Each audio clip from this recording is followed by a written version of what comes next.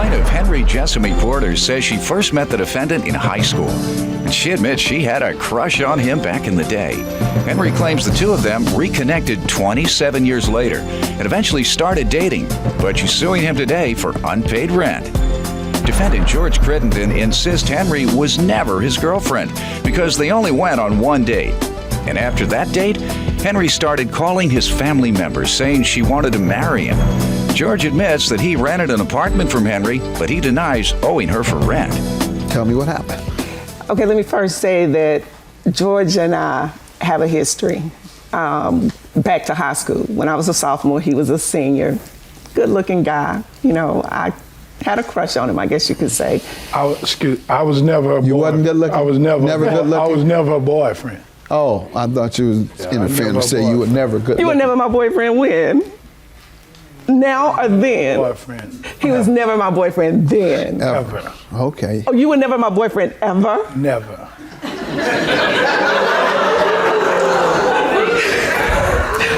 That's not the way I remember it.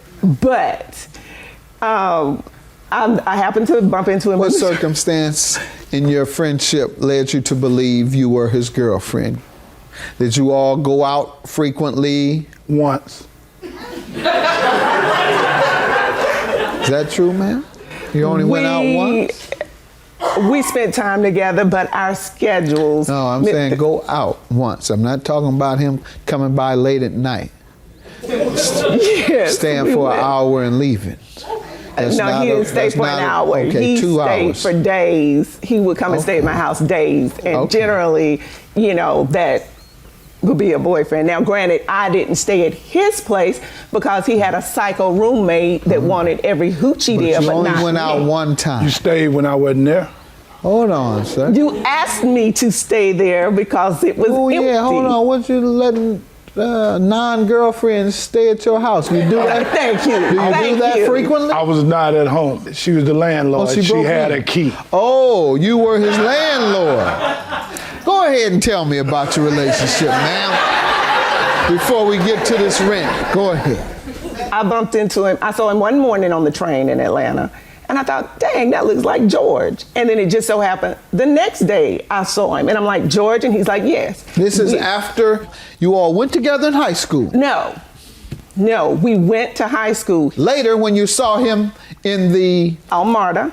27 years later. 27 years later. You see him. Then what? I needed a tenant. He wanted something closer in, and he was helping out his roommate. It was a 2-bedroom, so it was a good place.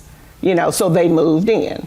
What was the agreement? That $700 a month rent and... That he would pay $700 a month.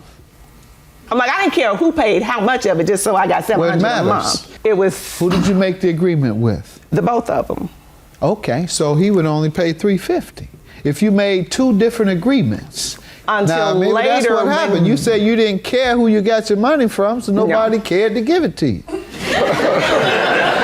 You just said there were 2 separate agreements. Okay, there's this one lease. They both signed the one lease. All right, you have that lease today? Yes. And the agreement was that they would pay you $700 pursuant to this lease in which both of them signed.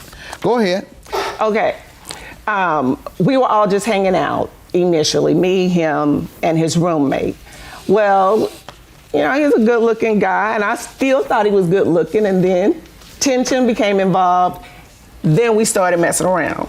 Okay. And then is when we started, I thought, dating, but obviously his definition of dating and mine was not quite the same. Okay, why not? He was spending time at my house with my family, not just myself and my children, but at my mother's, my sister's. I'm like, I generally don't take just some lump. Excuse me, I was only there once. Was he only there once? He went to my sister's. What's funny? You think you all were going together for a significant amount of time and the man never took you to the candy store. Let me hear from you, sir. Let me hear how you tricked a woman. Go ahead. First of all, Your Honor, I met her in high school, 82.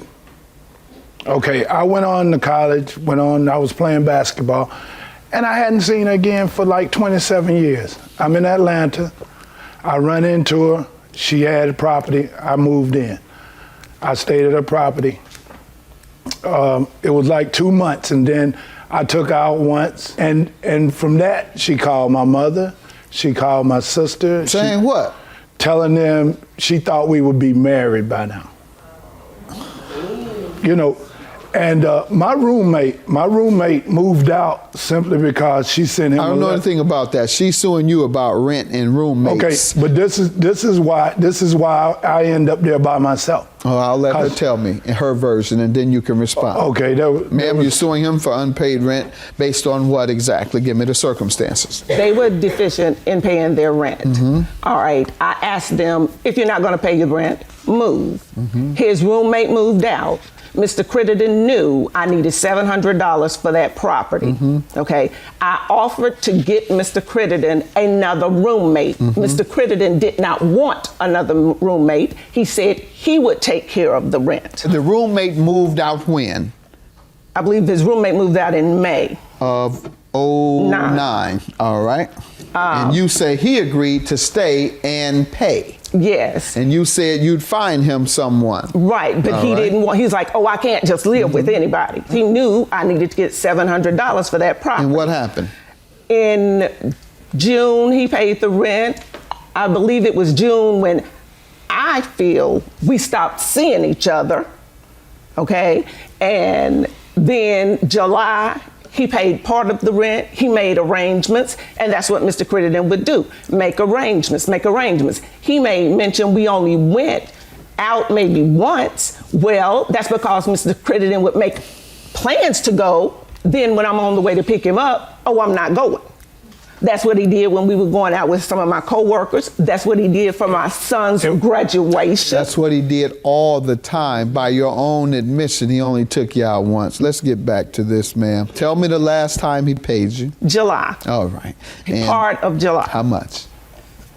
He had a balance of $445. When I spoke with him, he said that he would pay the balance of July on August 3rd. He would pay the August rent on the 7th.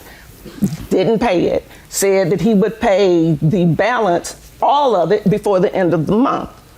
To Mr. Crittenden, the phrase words are just words. He'll say it, but he has no intention. September 4th, after going back and forth, I went and filed papers to have him evicted because he was not paying. He finally moved in October. So October and the last month of the lease, which would have been November. All right. And did you tell him you were evicting him? Yes, he knew. All right. And he moved pursuant to your eviction? He moved when he got the notice that the marshals were going to put him out. All then right. he moved. So you can't sue him for November. He didn't abandon his lease. He was evicted. Sir, what do you want to tell me about July, August, and September's rent? Okay. Well, first of all, Your Honor, she was, I think she was in love with me, and she ordered my roommate to move out, and she also ordered me to move out. Judge Mathis, if I was so in love with him, why is he telling me he having dreams we getting married in Chicago?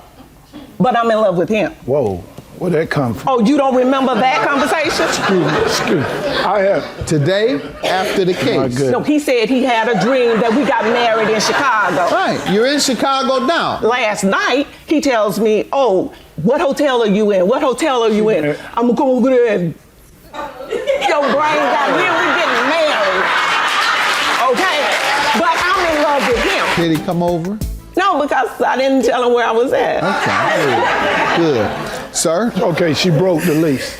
How? I have a letter here. No, you tell me. Okay, she ordered me and my roommate to move out. And this says March 21st. She ordered both of us to move out. When did you move out? I didn't move out. He moved out. You never moved out? No. When is the last time you paid rent? July. All right. And ma'am, But- he still lives there, he says. So No, I that don't- would include November. $32.45, the exact amount she's suing for. And by the way, whenever you sign a lease jointly, then you're jointly responsible for the payments. And if one person abandons it or fails to pay, she could sue you both, or she could sue one of you because you're jointly liable. Today, She has chosen to sue you. And rightfully so.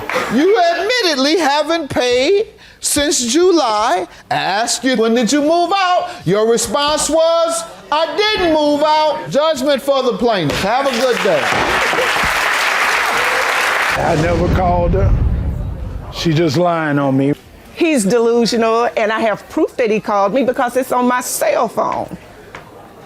Well, I don't know about that. I never called her. Oh, She's then in somebody love- else from she's in love Chicago with me. called me, and I don't know anybody in Chicago. I guess I'll be leaving soon to get married. To somebody else.